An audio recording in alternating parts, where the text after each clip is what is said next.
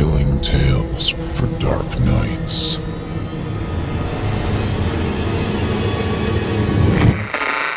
Want to make sure you never miss a Chilling Tales for Dark Nights video again? Be sure to subscribe and hit that bell to turn on notifications. Hey amigos, you know what's really easy to do and even easier to forget? Please help me out and hit that like button if you're listening on YouTube. And if you're listening somewhere else, what the hell? Pop in, give me a thumb. Say hello while you're at it. It helps me a ton with the algorithm, and besides, it's real nice to see you there. And now, on to the show.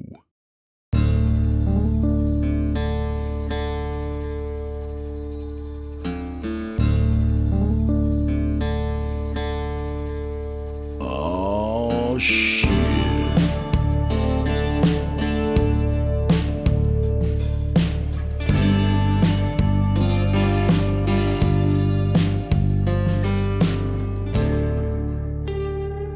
Hey, welcome back, friend. And on the very special May 9th, happy Cap Go Mat to all our Chinese listeners. On this holiday, you dress up in red and gather in the streets to celebrate good fortune and prosperity. It's a little different this time, though. This year, they're just calling it meh. Well, thank you, Chester. I worked real hard on that one. In any case, come on in, friends. In Drew Country, the stories are duty-free. Hey, check out simplyscarypodcast.com when you get a chance and sign up to become a patron. For as little as $7.99 a month, you can get their entire catalog ad-free and available to download or stream. Just imagine, chillin' tales galore and zero ads for mere couch cushion money, or less than a pack of cigarettes. So tonight we welcome back author Ryan Major by way of VELOX Books. This one's from his book, I've Done This Before, and in it we explore the pitfalls of Appalachian healthcare and learn a little bit about home canon. So without further delay, from author Ryan Major, I give you Healing Hands. The first time I saw Doc Hensley heal someone still haunts my dreams. I was only 13 when I started working for him. Our family didn't make enough money after the coal mines closed. Appalachia is a difficult place to make a living. Most people I know daydream of moving away, but it's equally difficult to leave when you don't have the cash. My Uncle Arthur had worked for the old man years ago to repay a debt. He had been sick for ages. Cancer ran in my family, but medical insurance didn't. Mom and Dad never said whether Hensley had healed him, but I figured that's the only way he managed to survive so long. We didn't see a lot of my uncle, but when we did, he always looked careworn. I assumed it was the sickness, but now I know better. It was the work he did for the old man. Arthur disappeared when I was 11. My parents never talked about him again. The police didn't search for him. He was just gone and nobody cared. I think he just got sick of paying his debt to Hensley. He's probably dead now, but that could be better. Working for the old man is its own form of cancer. The older I got, the harder times grew. My father explained to me that for us to survive, I would have to work to help support the family. Too young for a legal job, my father made an arrangement with Doc Hensley. I was terrified at the prospect. With my uncle 2 years gone, he needed a new assistant. He was a revered man in our region. Doc could provide healing that modern medicine failed to cure. The old man agreed for me to assist him each day after school. I'd make a small sum of money and Doc could use his influence to assist my family throughout trying financial times. From the moment I first arrived at his rustic cabin at the edge of town, I knew there was something dark about him. Subtle hints of cedar, stale smoke, and dry herbs hung in the air. Shelves lined with poultice bottles and cans of ill-smelling salve covered every wall. Light from the fireplace cast bouncing shadows throughout the room as the old man spoke to the young woman in the chair. I sat on a stool by the door, watching with discomfort. "Tell me, young lady," Hensley said in a gravelly baritone, "what can an old man do for you?" "Justin and I have been married for 3 years. The young woman said softly, eyes sparkling with tears. Her hands were pressed to her abdomen as she spoke.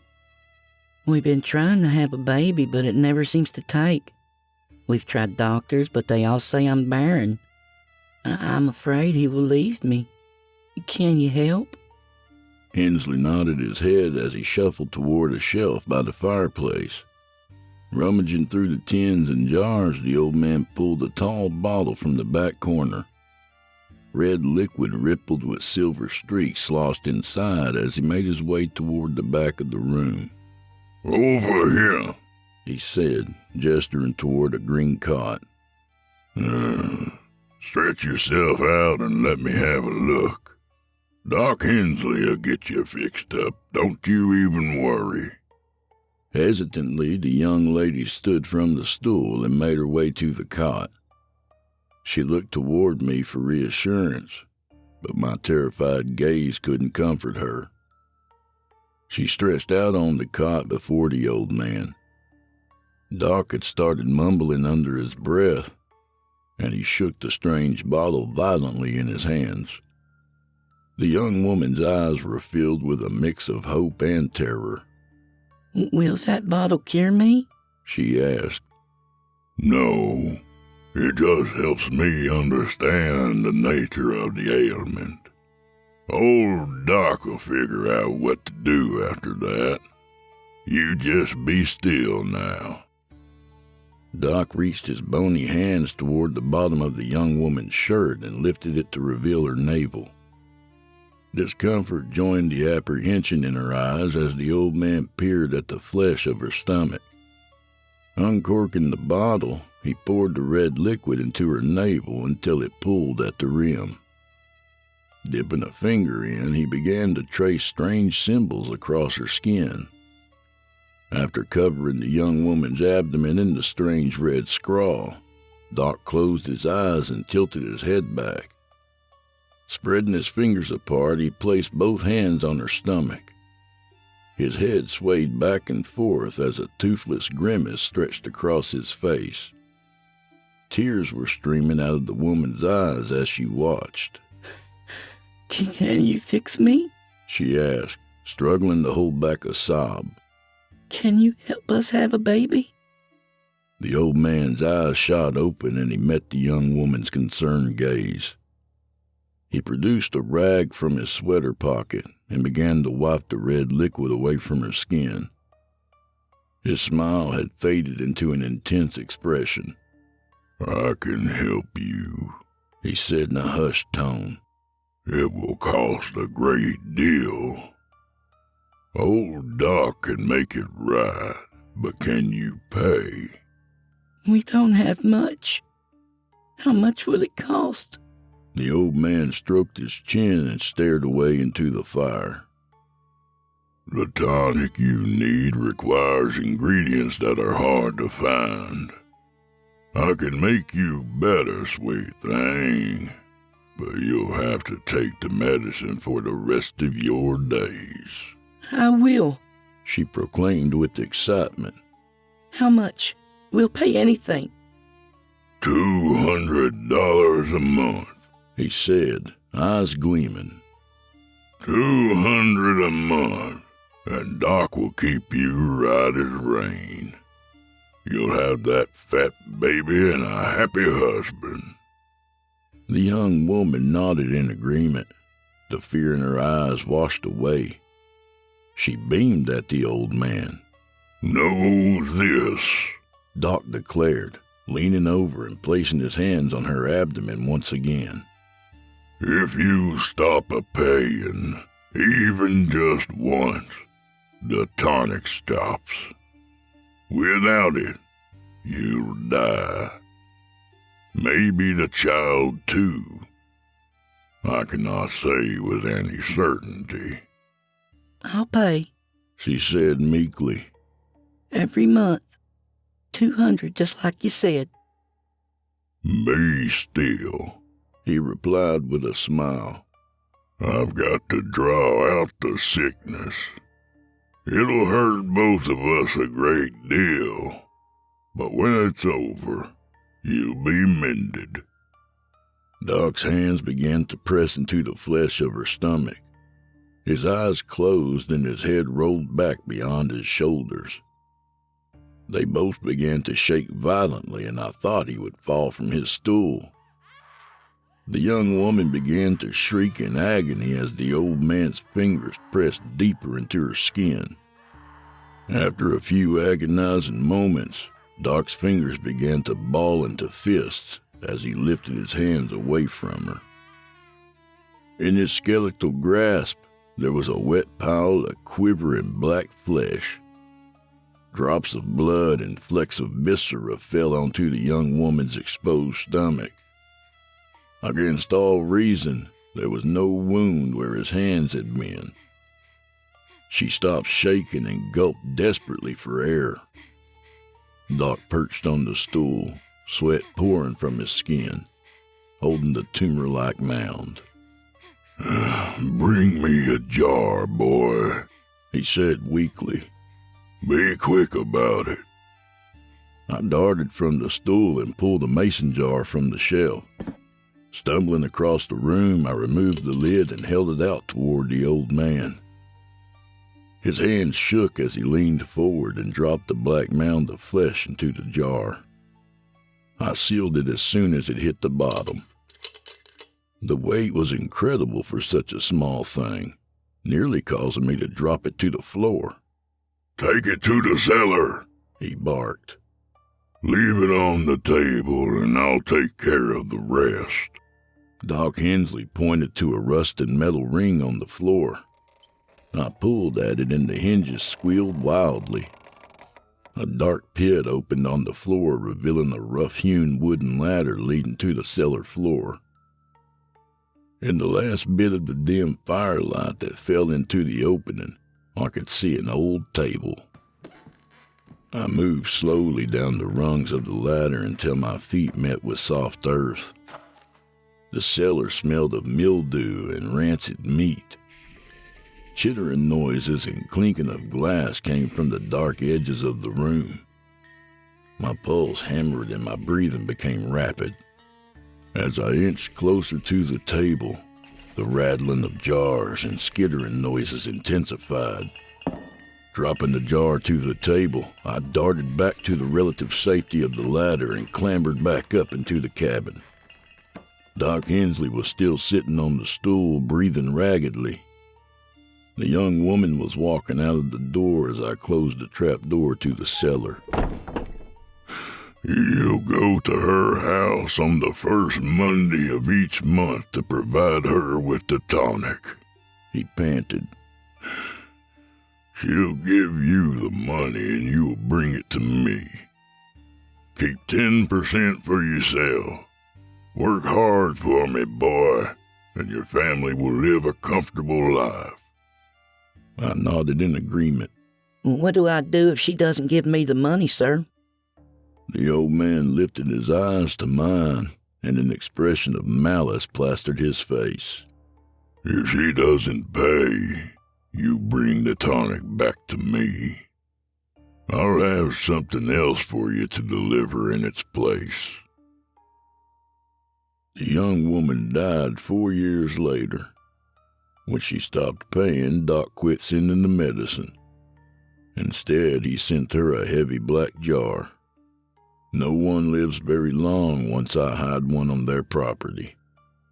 I hated delivering those damn black jars, but we needed the money. It's amazing the guilt you'll stomach to survive. Each day after school, I would ride my bike to Doc's cabin on the outskirts of town. From Monday to Friday, I'd fill my backpack with tonics, salves, and poultices before peddling from house to house. Each person would hand me a few crumpled bills. In return, I would find whatever medicine in my bag had their name on it. They thanked me and I would go on my way. On rare occasions, someone would tell me they weren't able to pay. These people would always beg me to leave the medicine and promise to pay me the following day. I would try as kindly as I could to explain Doc's orders, but they still pleaded. It made my heart ache to see the desperations on their faces, but I was too scared of Doc to disobey. He had never threatened or hurt me. Doc was kind-hearted and warm when I was there. If he cooked, I always ate with him. He would allow me to borrow books from his dusty old bookcase.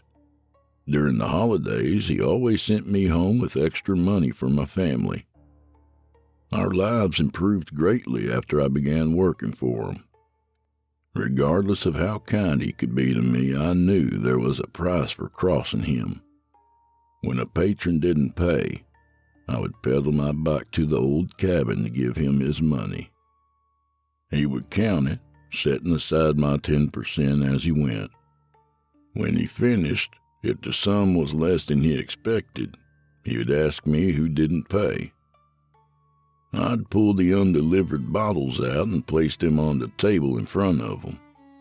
Refusing to say their name gave me the illusion that I wasn't responsible for their imminent death. He would carefully read the label on each and nod to himself. After placing them back on the shelf, he'd crawl into the cellar and retrieve a black glass jar for each person who failed to live up to the bargain. The first time I saw him make the descent, I was scared for such a feeble old man to use the ladder, but the anger I saw on his face seemed to strengthen his body. No matter how many times I offered to get those black bottles from the cellar, he declined. "There's death down there, boy," he would say quietly. "Best let me handle that." The only time I was allowed down there was to leave the new jars of tumor-like flesh on the table after he healed someone. Whenever I would go down next, the table sat empty. I never saw what he did with them, but he always took great care never to tend them while I was in the house. Once he returned from the cellar with the black jars, he would take a white grease pen and write the name of the recipient on the lid. On the sides, he would draw intricate designs and runic symbols before wrapping each jar with cheesecloth. Tight bindings of twine were added to hold the cloth in place. "Don't you give these right to the people, you hear?" he said firmly the first time I had to deliver the black jars. "You take 'em and put 'em in the bushes or up a tree on their property. Has to be their property. If it's too far away from 'em, it won't work. Understand, boy?" Yes, sir. I responded. What are they? He smiled his toothless smile and slid the jars toward me. I placed them in the backpack cautiously. He patted me on the head as though I were a dog. "I take away the illness and they pay me," he said in an amused tone. "They stop paying, I give 'em back what I took away. Fair's fair, my boy." Do you ever give anyone a second chance to pay? I asked. "No. You let one get away without paying and they'll all say they can't pay. How's an old man gonna eat if he ain't got no money?" Just seems like you could let one slide sometimes, Doc. I replied. Give him a chance to catch up. Doc smiled at me and pulled a wad of cash from his coat pocket. He unrolled it and dropped a $100 bill on the table for each black jar I was to deliver. Pushing it toward me, he began to chuckle. "Doc Hensley's a fireman. You pay, you live. Stop paying, you don't. Unless you want to cover what they owe, deliver them jars." I pondered the thought for a moment. It was tempting until I thought of my family. Mom and Dad both worked, but they didn't make enough. My job with Doc Hensley brought in more money than both of them combined. I could pay for someone's medicine now and again, but too often, and my family wouldn't have enough money to sustain ourselves. Feeling unfathomable shame, I slung the heavy backpack on my shoulders, slid the money into my pocket, and walked out the door. Smart boy, I heard him call.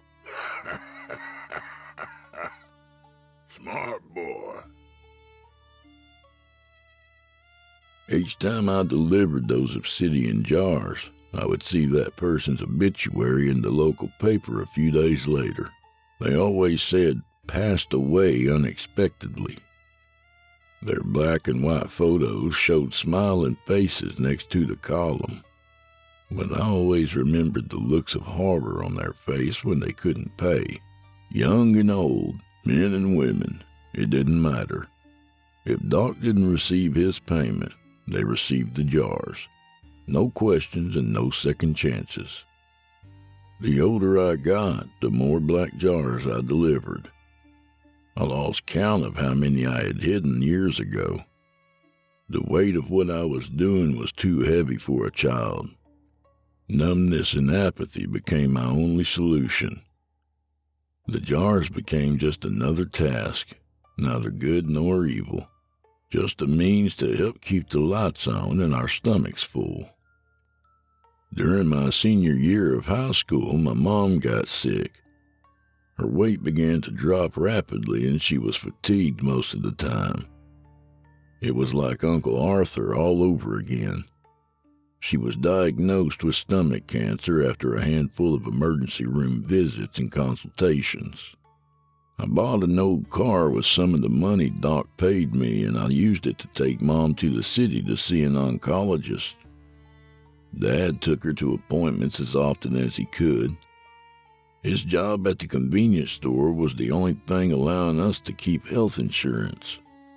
Taking my ailing mother to most of her medical appointments caused me to miss a lot of days at school, but those kinds of things get overlooked in poverty-stricken areas like ours. "Ma'am, your cancer is spreading to your bones," the doctor said. "We can continue with the treatment if you like, but I think it's time to consider comfort measures. Make the most of the time you still have left." My mother cried as the doctor described various methods to provide her relief in the coming months. She gripped my hand tightly as she sobbed. I tried to comfort her, but there was nothing I could do. As emotionally detached as I had become due to the nature of my work, the weight of my mother's imminent death was a sensation I couldn't shake. "There has to be something you can do," I shouted. "Don't tell me there isn't medicine that would help her. Tell us what it is. We'll pay anything." "Son," the doctor started, "if there was anything I could do for her, I would, but we are out of options. The chemo and radiation aren't working. We'll do everything we can to keep her comfortable and to give her the best quality of life we can. Short of a miracle, there's nothing left to be done." We made most of the drive home in silence. At first, my mother cried and apologized to me. I reassured her that she had nothing to be sorry for, that none of this was her fault. But my words provided her with no real comfort. Tears streamed down her face until she drifted off to sleep. Her strength was so low that she could barely stay awake for more than 2 hours at a time. I let her rest. Short of a miracle. The doctor's words flew around in my mind like a sparrow caught in a chimney. My hands clenched tightly on the steering wheel as the phrase echoed in my mind. I knew where to find the miracle. Dad and I had discussed the possibility of taking her to Doc Hensley countless times. More than once I had almost given in, but the price was so much higher than my father could understand. My mother was the voice of reason, The doctors have said we have exhausted all the treatment options. That's the end of the discussion. You know there's another option, my father said desperately. Hensley can heal you. You don't have to die. My mother smiled and placed her hand on my father's. They were both crying. I sat and watched, feeling helpless. I love you both so much, she replied. This is how I want it to end. Being in debt to Doc is more than this family needs. Arthur made a deal with him and he's been missing for years. I won't put us through that again. Let me go. Her health continued its rapid decline. Most days she wasn't able to get out of bed. When she did eat, it never stayed down. Even the smell of food made her sick. The pain medication helped, but she tried not to take them often since they left her mind feeling clouded. I continued with my work for Doc. Now that I had a car, I would drive people to and from his cabin for healing. The car expanded his reach. He was treating people from small towns across the region. My medicine deliveries increased rapidly, but so did my delivery of the black jars. Our family had never been in a better financial position, but my mother's illness consumed any happiness that the money brought. The cost of our improved finances was paid in my more frequent absence from home. More deliveries meant more time away. I had taken this job to care for my family, but I saw them less and less. It hurts me a bit that you never talked to me about your mother, Doc said one afternoon as I cleaned the cabin. You know I could help her, my boy. I could feel hot tears building up. While he had never been cruel to me, it had sounded more like a taunt than an offer. I had told him she was sick, but he had never mentioned it until that day. If something happened and we couldn't pay, she would die anyway, I replied. Holding back the overwhelming urge to sob had caused my voice to shake. If I ever had to take a black jar home. Doc Hensley pushed himself up from the bench and began to shuffle toward me. I watched as he padded across the cabin floor. The man was old, but it wasn't until that moment that I realized he didn't seem to have aged from the day I met him. His mind was still sharp, his mobility had endured, and his health never seemed to diminish. When he reached me, he put his hands on my shoulders and stared into my eyes. There'll be no black jar for your mother, he said, his voice almost soothing. There will be no payment. All I ask of you is one small favor. Did my uncle do you a favor? I spat. Look what it did for him. Doc sneered at me for a moment, but his face quickly softened. Your uncle made a deal, he replied softly, that he had no intention of keeping. The fate that befell him was of his own doing. What I ask of you will change your life for the better. What do you want? I asked as I openly sobbed. Stay in my employ. Learn my trade, young man. I'm old, much older than you know. I provide a service to folks around here, but I grow tired. If you learn to do what I do, perhaps old Doc can get some rest. What do you say? I agreed. How could I have turned him down? Working for him had always been a means to help my parents. Letting my mother die when the solution was so easily in reach was too much to pass by. Good, he said, tottering back to his stool by the fire. Good. Bring her here tomorrow. You'll wait outside this time. I know watching my work makes you uncomfortable, but I won't make you watch as I heal your mother.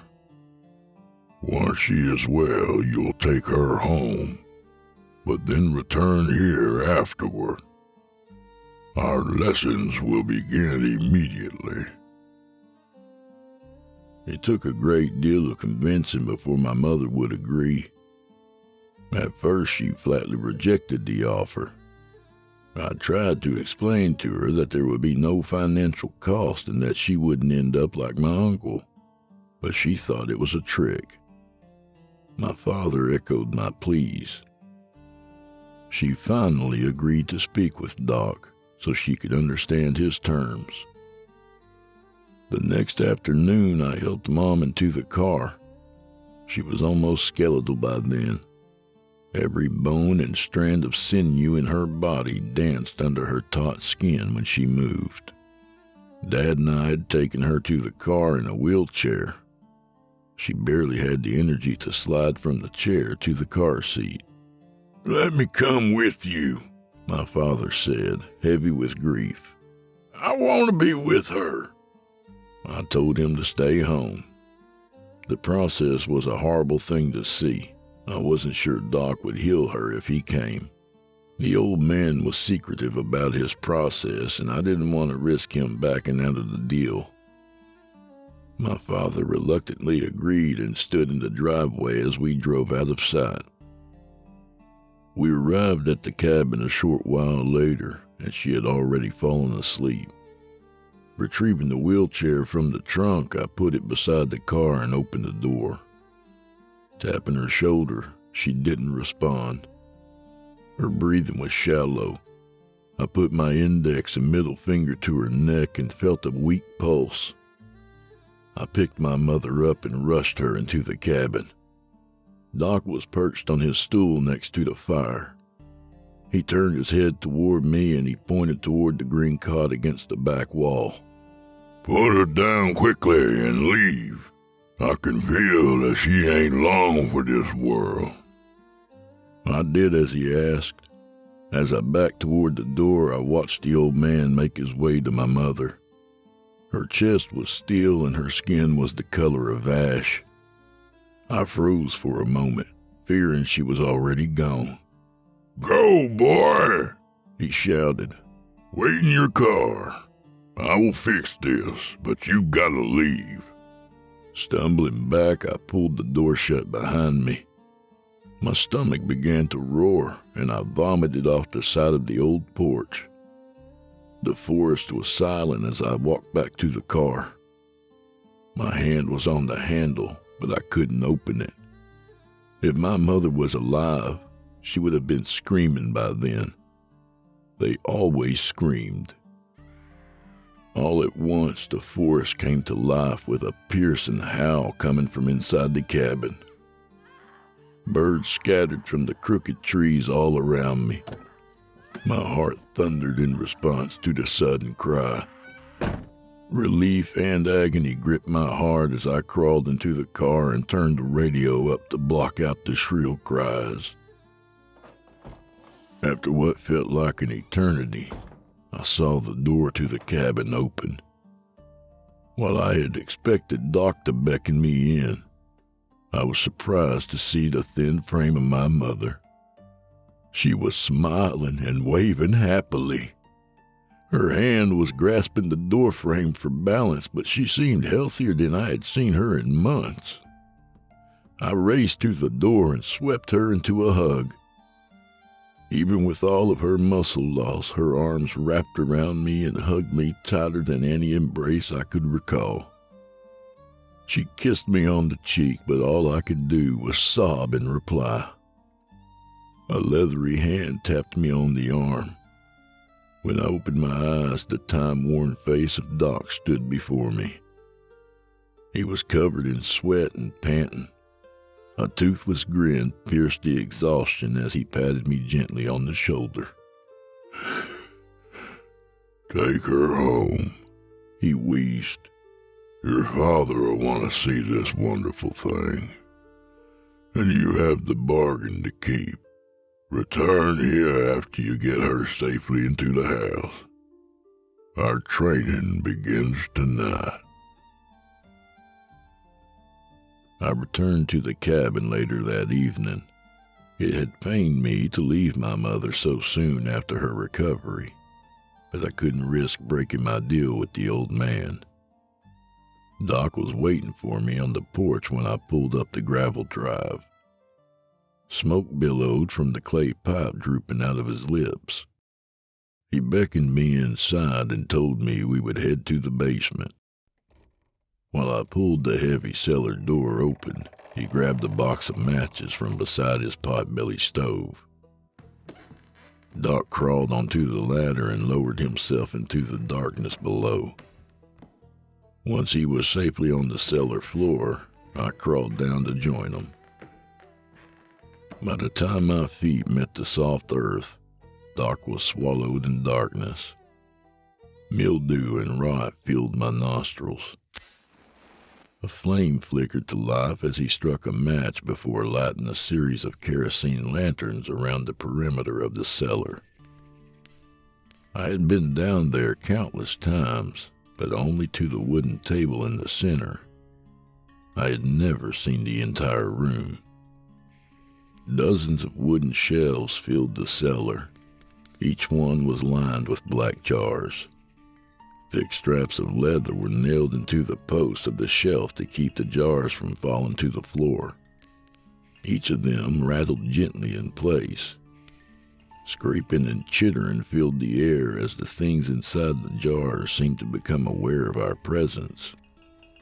Back here, child, Doc said from behind a row of shelves. I walked toward him, gazing at the chattering black jars.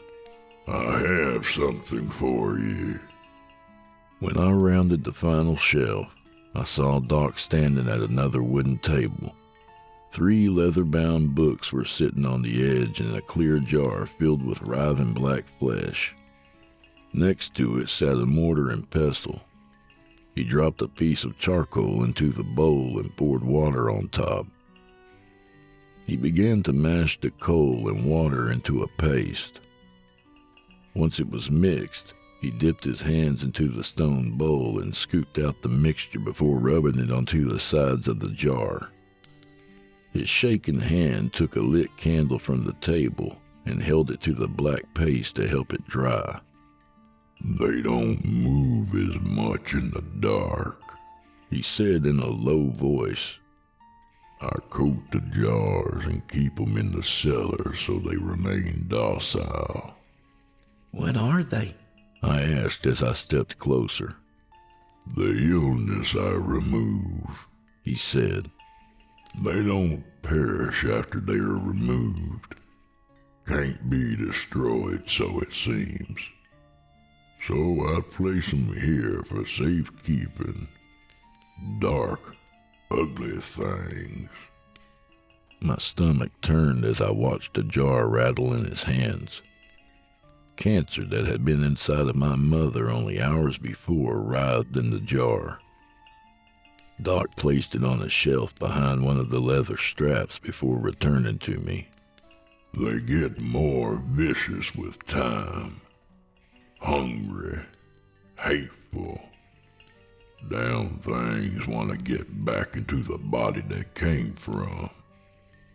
If they break free and can't find their original host, they'll crawl inside the nearest person and start all over again. A knot twisted in my throat. I had taken dozens, maybe hundreds of these things back to people over the years. Before, I was able to fool myself into believing that the deaths could be a coincidence. But now all I could see were these monstrous tumors carving their way back into the people they had been pulled from. Take these home and read them, Doc said, handing me the leather books from the table. Lots to take in there, my boy. Generations worth of knowledge. Gonna take you a while to get through 'em, tells you everything you'll need to know. He sent me home that night and I began to read the books immediately. It wasn't long before I dropped out of school altogether. My grades were awful and it was clear my trade had been chosen for me years before. Mom and Dad argued against it briefly, but they signed the forms when I reminded them of the deal I made with Doc. With school no longer taking up my time, my days were spent working at the cabin. Deliveries and healing sessions were performed earlier than previous years. Deliveries and healing sessions were performed earlier than in previous years. I was home by early afternoon and got to enjoy some time with my family. My evenings, though, were consumed with reading the leather tomes. The pages were filled with nearly unbelievable information. Runes and prayers were provided to cure almost every ailment known to man. Diagrams showed where on the body to place the symbols and the cadence to follow as you spoke the chants. Chapters were dedicated to the study of the flesh and horrors that were removed from the bodies of the sick and dying. Hundreds of entries in different handwriting styles detailed attempts to destroy the creatures without success. Trial and error methods of containing them shifted through the accounts. A fanciful cursive scrawl that I recognized as belonging to Doc Hensley described the current process of storing them in jars coated with dried charcoal and storing them underground in the dark. I wondered to myself if in the future, once Doc was retired and I had taken his place, I would fill any of the space in these books with my studies. Through the coming months, I read the books over and over. Some of the runes and placements I had even managed to commit to memory. As Doc would prepare to remove illnesses from our patients, he would often let me test my knowledge by telling him where to place the runes. He seemed pleased with how much I had learned, almost beaming with pride. My fear of the future waned for a time. I had come to accept my position as a healer and concentrated on the things I would do for the community. The future looked bright for once, until I realized something must be missing from the books. There was no mention of the tonics or elixirs that Doc prepared after the healing rituals. It was late in the evening, and I was readying myself to leave the cabin and head home. We were in the cellar coating jars in the black charcoal paste when the absence of the tonic recipes tickled the back of my mind. Doc, I said as the old man placed the black jar on the shelf. when will I learn to make the medicine needed after the healing ritual? The old man froze. Eh? He grunted. Recipes for medicines? You said everything I needed was in those books. I stated.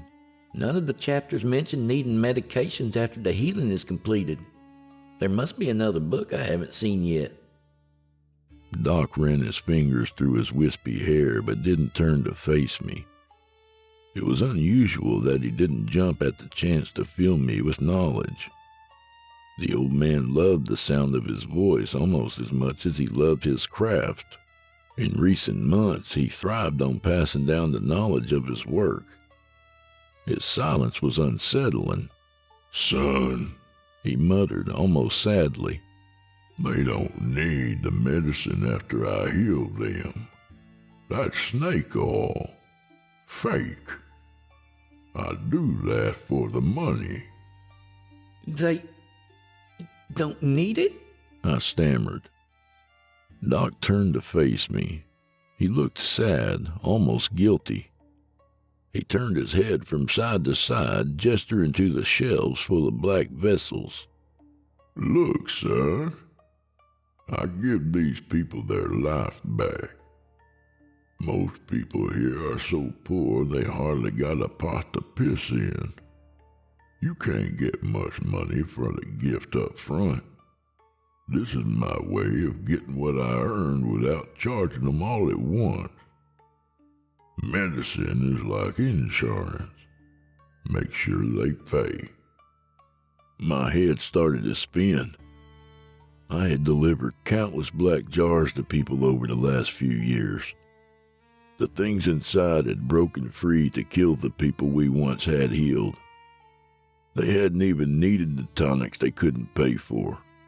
What will you even do with the money? You live like a hermit and can't possibly have that many years left. Do you think I've taught you all my secrets, boy? He chortled. I haven't toiled all these years to wither away in this husk. If I can pull sickness from others, imagine what I can do with my own body. I don't know what's beyond that great black veil of death, but I don't intend to find out. A lifetime of work will be traded in for another lifetime of leisure. My stomach turned. I'm done here. I said, and started walking toward the ladder. I'm telling everyone what you are. The old man began to cackle. His wails of delight made my face burn with anger. I wrapped my hands around the rung of the ladder. The splinters dug into my hand as I squeezed the beams tightly. You tell anyone what I'm doing, and your mama is going to have a really bad time soon if you follow my meaning. He spat. I turned to face him, rage boiling. They won't believe you anyway. Even if they did, they want what I offer them. I'm a miracle man, boy. Chittering and the sound of clinking glass filled the room. A lifetime of black jars rattled on their shelves as the old man laughed. The maddening sounds blended with my rage for the old man's deceit. I slammed my boot into the shelf closest to the ladder and watched as they began to fall like a row of dominoes. What the hell are you doing? Doc Hensley shrieked. They'll kill us! The black glass exploded across the floor as more and more of the vessels tumbled to the ground. Metal lids rolled like wagon wheels across and into the dim corners of the cellar. I scrambled up the ladder and back onto the main floor of the cabin.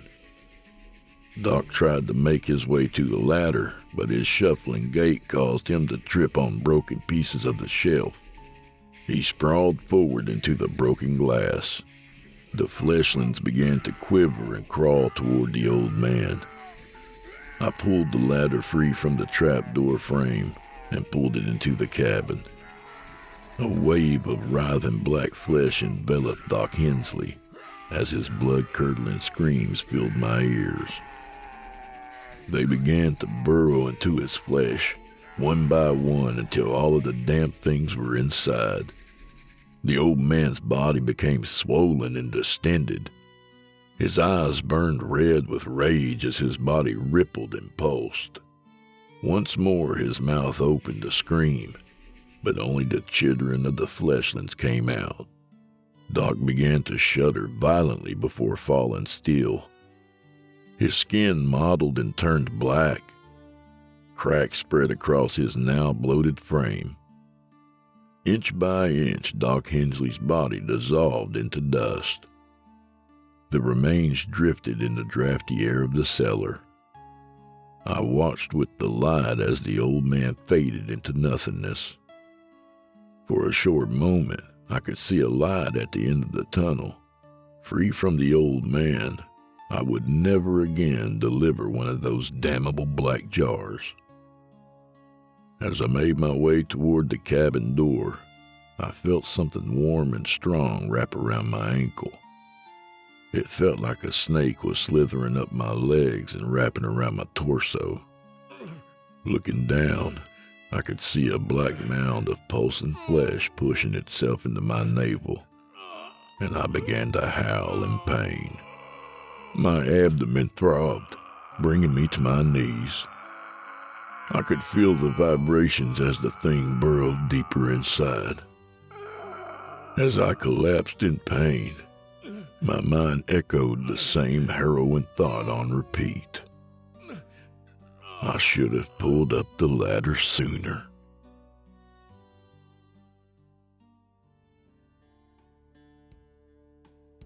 And that was Healing Hands by Ryan Major. A good reminder to stay clear of those back alley doctors. Who knows what they're using for those ass implants? A little about the author. Ryan Major is a writer frequently featured on the Dr. No Sleep podcast and Full Body Chills podcast from audiobook. He lives in Kentucky with his wife and 2 sons.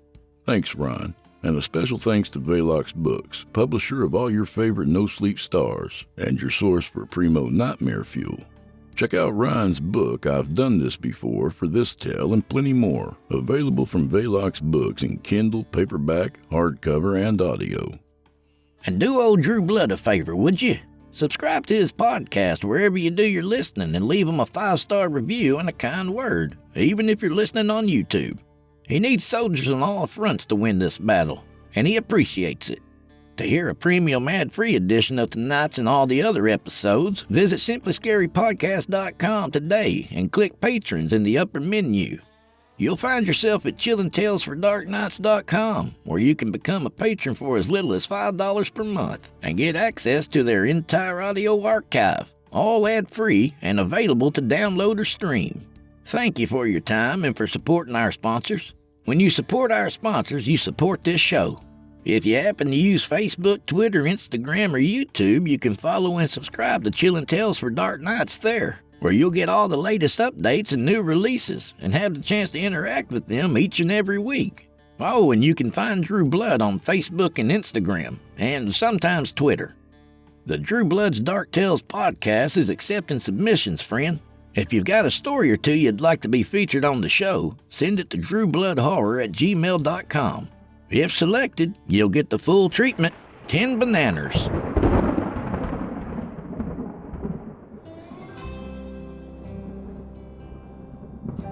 Well, I guess this is where we part ways, at least till next week. Chester and I will be waiting for you over at the Crimson Hour tomorrow night, of course. Come on by and say hi. So grab a drink for the road, friend. May the wind be at your back, and may the road rise up to meet you. As for me, it's off to the weekend abode. And until we meet again, go fuck yourself. Good night, my dear friends. Good night.